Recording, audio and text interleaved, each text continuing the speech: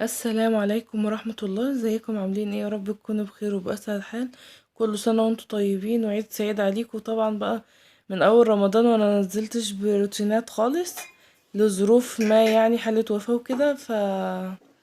اللهم صل وسلم وبارك على سيدنا محمد. عايزة اقول لكم بقى ان انا كده كنت جايبة فرخة، يعني هي كانت 2 وربع او 2 ونص، يعني مش كبيرة اوي، عشان كنت عايزة ان انا اشويها.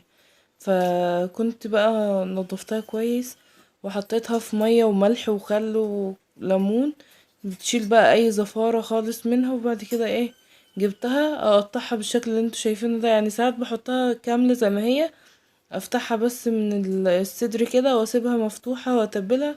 بس انا قلت هقطعها عشان ما تغيبش كمان في الشوي وانجز في الوقت بقى يعني. المهم بقى جيت بقى قطعت الفرخة 8 حتت، يعني حتت صغيرة كده عشان تشرب التتبيلة بسرعة، لان انا كنت متأخرة يعني. كنت متبلة الفراخ في يوميها. يعني انا متعودة اصلا ان انا مثلا هشوي فراخ تاني يوم، اجيب الفراخ اغسلها كويس وبعدين اتبلها واحطها في التلاجة متبلة. وساعات لما بكون مثلا جايبين فراخ وعاملين حساب ان الفراخ دي هتبقى للشوي كده، بتبلها وبحطها في الفريزر متبلة جاهزة. ما بتيجي بقى تشوي تطلعيها بس يا دوبك تفك وبعدين بتشوي على طول. ما بتقعديش بقى تستني لما تفك وبعدين تقطعي وبعدين تتبلي وتسيبي تاني. فالمهم بقى بحطها في الفريزر متبلة. انما الفراخ دي كانت صبحة، احنا اللي مربيينها يعني. فالمهم بقى نضفتها وغسلتها في يوميها، وبعدين تبلتها كده، ويعني من قبلها ب3 4 ساعات، مش شوية قليلين برضو يعني. هو لو تبلتها ساعتين بتبقى تمام يعني. عايزة اقولكم ان انا يعني مرة كنت عايزة اشوي فراخ، يعني انا كنت ناوية ان انا اطبخها، فلقيت البنات بيقولوا عايزين مشوية مشوية. فالمهم ما عادش وقت. عارفين بقى، مسكتها تبلتها كويس وجيت في حل على النار ومسكتها شوحتها في التتبيله بتاعتها اللي انا تبلتها بيها. والله العظيم كانت جميله جميله، احسن ما تتبليها وتسيبيها كمان. اللهم صل وسلم وبارك على سيدنا محمد وعلى اله وصحبه وسلم. جيت بقى يعني بحب احط حاجات للتتبيله فريش كده يعني.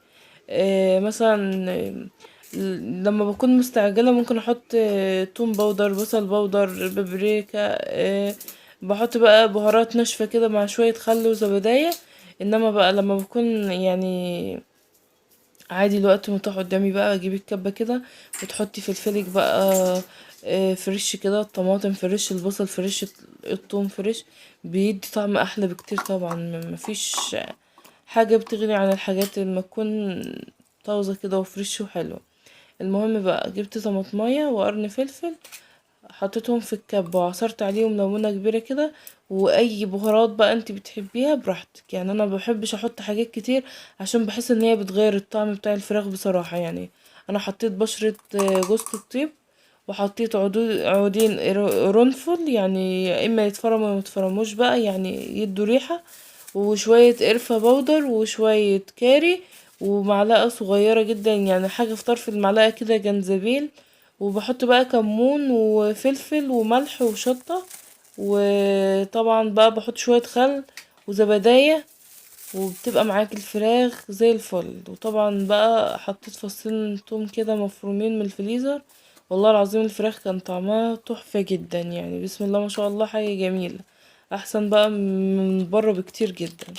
زي ما انتوا شايفين، عايزة اقول لكم الزبدية اللي انا حطاها دي انا عاملاها. يعني بتجيبي اللبن وبعبيه في الكوبايات اللي هي الجاهزه اللي بغطا زي ما انتوا شايفين كده، وبحطها بقى يومين كده، بتبقى الزبادي جميل جدا، احسن من اللي بيجي من بره، وصحي طبعا، مفهوش مواد حافظه ولا اي حاجه. المهم مسكتها بقى قلبتها في التتبيله كويس جدا. يعني بصوا، غرقيها بقى في التتبيله ما براحتك بقى، يعني ريحتها اصلا ما شاء الله. عايزه اقول لكم بقى ان انا ما كانش فيه فلفل، فطحنت كده شويه في المطحنه. وبعد كده بقى حطيت، لان احنا طبعا بنجيب الفلفل سليم زي ما هو، مش بنشتري الفلفل ده مطحون ابدا. يعني مش احسن حاجه ان انتي تشتري الفلفل الاسود ده مطحون، لان طبعا ما انتش ضامنه مطحون ازاي وبيبقى فيه بقى يعني سمعت ان هما بيزودوه حاجات، او لو في بقى رمل عفر اي حاجة. لا لا، هاتي الفلفل بتاعك سليم كده، حبوب، وطحنيها انتي، بتبقى احسن بكتير من من الفلفل اللي بيتشرى مطحون. تحسيه ناعم قوي كده، تحسي ان هو ريحته مش نفاذة كده.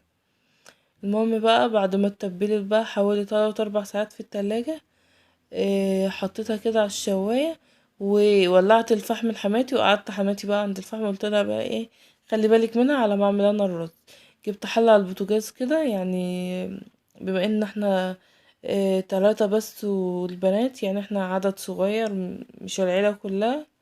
فجبت حلة بقى ايه يعني وسط كده، وحطيت فيها شوية زيت وعود قرفة وعودين يعني، مسمارين، قرنفل وحبهان. تمام. وحطيت الورق اللوري والفلفل وبصلاية، فرمتهم في الكبة كويس، يعني عايزاهم ناعم ما يبانوش كده في الرز، عشان خاطر بناتي لو حسوا ان في بصل في الرز مش بياكلوا منه. عايزه اقولكوا بقى حطيت بقى يعني معلقه كاري وشويه كركم، يعني معلقه كبيره كركم وكاري، وحطيت كان جنزبيل، وحطيت برضو شويه قرفه بودر. براحتكم بقى، ولو عندكم زعفران بيخلي الرز جميل قوي. زي ما انتوا شايفين بقى كده يعني، حطيت بصل، وحطيت قرنفل، وحطيت ورق لوري، وحطيت عود قرفة وحبهان، وحطيت تاني رجعت حطيت بتاع كباب وصيني. تمام. وبعد كده بقى حطيت يعني ده فلفل على طماطمايه على بصلايه اللي انا حطيته تاني. وبعد كده حطيت معلقه صلصه. براحتك، اصلا الرز ده اختياري، يعني انا اعمل رز بسمتي، فكل واحد بقى بيعمله بالطريقه اللي بتعجبه. إيه، انا كنت ناويه اصلا ان انا اعمله كبسه فراخ، كنت اعمل فراخ فيه، فالبنات قالوا لا احنا عايزين مشوي، فقلت خلاص بقى انا اعمله مشوي، وهعمل الرز كده عادي خالص. وكمان انا كنت زودته مكعب مرقه لحمه، ما كانش عندي مرقه دجاج، فحطيت مرقه لحمه، وزودته ميه كده. طبعا الميه يعني بتحطه ضعف الرز، يعني مثلا لو حطيت كيلو رز حطيت يعني ايه، 2 لتر ميه الا كوبايه كده، عشان يبقى مفرفر وحلو. وطبعا بقى بتظبطي الملح بتاعه وشويه فلفل اسود كده، ولو عايزه تحطي فيه شطه وكمون بقى براحتك. عايزه تحطي فيه فلفل برضو حامي يبقى حامي، بس انا مبحبوش حامي عشان البنات بيبقى تحفه جدا. والله العظيم كان شويه رز بقى تحفه. ولو عندك شوربه حطي، انا حطيت مرقه اللحمه بديل للشوربه، لان ما كانش عندي شوربه، انا كده كده شاويه الفراخ، فمفيش شوربه. حطيت مرقه اللحمه اللي انا قلتلكوا عليها دي، كانت مخليه الرز حاجه فظيعه.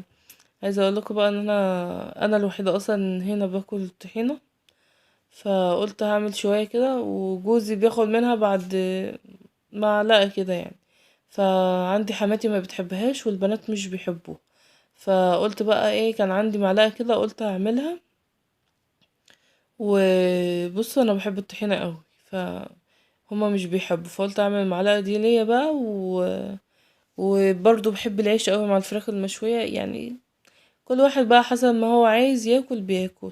بعد كده بقى حطيت شويه خل وليمونه، بحبها بقى الليمون فيها ياما، وبحبها مززه كده يعني. كل واحد برضو زي ما هو عايز، انا بحبها مززه، فحطيت ليمونه كبيره كامله على المعلقه دي، وشويه كمون وكزبره ناشفه وملح. وبتزودي بقى يعني، في ناس بتحط ميه دافيه، انا بحط ميه عاديه جدا يعني، مش بدفي ميه ولا اي حاجه، احط ميه وبتبقى حلوه جدا. كده بقى جهزتها، والفراخ كانت خلاص، رحت بقى شفتها وطلعتها زي ما انتوا شايفين، والفها بورقة كده عشان خاطر يعني ايه، ما تبردش على ما ناكل يعني.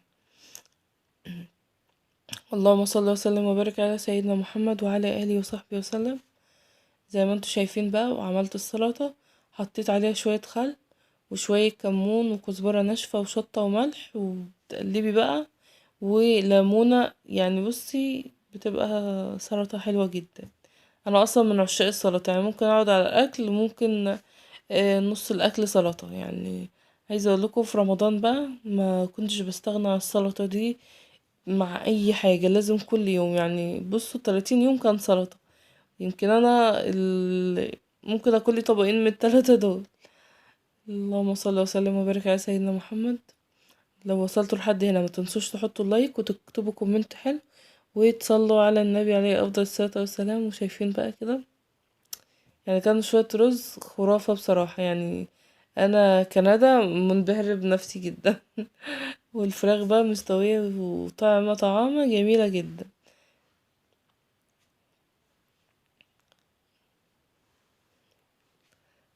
خلاص بقى كان الفيديو كده خلص. وحطيت الطبلية بقى وقعدنا يعني مع الجرجير والطحينة والسلطة. تحفة. سيبكم في رعاية الله. مع السلامة.